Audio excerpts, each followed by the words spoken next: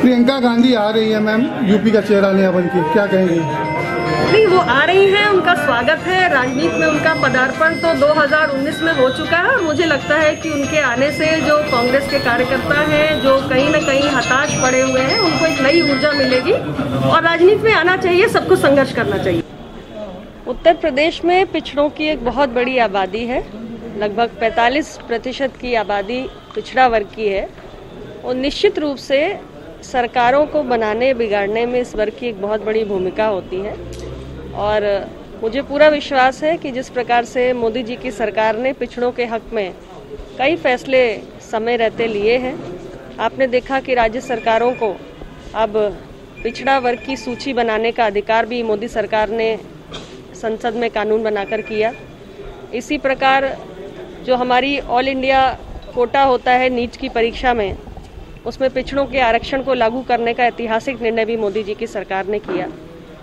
और निरंतर हमारी सरकार का यही प्रयास है कि सभी वर्गों के कल्याण के लिए काम करना है और विशेष तौर से जो वंचित तबका है उसके हितों से जुड़े हुए फैसले समय समय पर सरकार लेती आई है और आगे भी लेती रहेगी। लेकिन मुझे लगता है कि विपक्ष अपनी भूमिका निभा रहा है।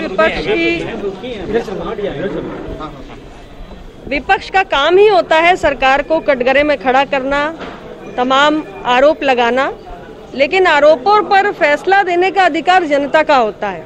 चुनाव आ रहे हैं, इस वर्ष 2022 में उत्तर प्रदेश का विधानसभा चुनाव है।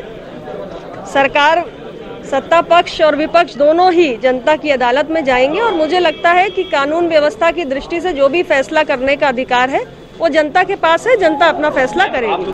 मैं इतना कहना चाहती हूँ कि कोरोना महामारी जो एक अनएक्सपेक्टेड बहुत बड़ी महामारी के रूप में हमारे सामने आई और पूरी दुनिया के सामने आई, उसने पूरी दुनिया की आर्थिक गतिविधियों को ठप किया, जिससे तमाम समस्याएं पैदा हुई। बेरोजगारी भी उसी की उपज है। लेकिन अब धीरे धीरे जिस तरीके से देश में दुनिया का सबसे बड़ा टीकाकरण अभियान चल रहा है, आज हम 75 करोड़ लोगों को सफल रूप से टीकाकरण कर चुके हैं और आज माननीय प्रधानमंत्री जी के जन्मदिवस के उपलक्ष्य में 2 करोड़ लोगों का वैक्सीनेशन करने का टारगेट रखा गया है। ये सारे सरकार के जो प्रयास हैं, ये इसी दिशा में है कि कोरोना वायरस के इन्फेक्शन की जो चेन है उसको हम ब्रेक कर सकें।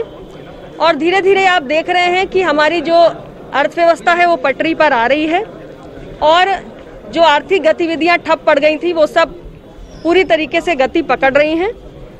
और उत्तर प्रदेश की सरकार भी निरंतर प्रयास कर रही है कि प्रदेश के अंदर बेहतर इंफ्रास्ट्रक्चर का निर्माण हो, ज़्यादा से ज़्यादा इन्वेस्टमेंट आए, निवेश हो। और 2017 के बाद अगर आप देखेंगे तो मैं एक उदाहरण देना चाहूँगी एमएसएमईज़ का।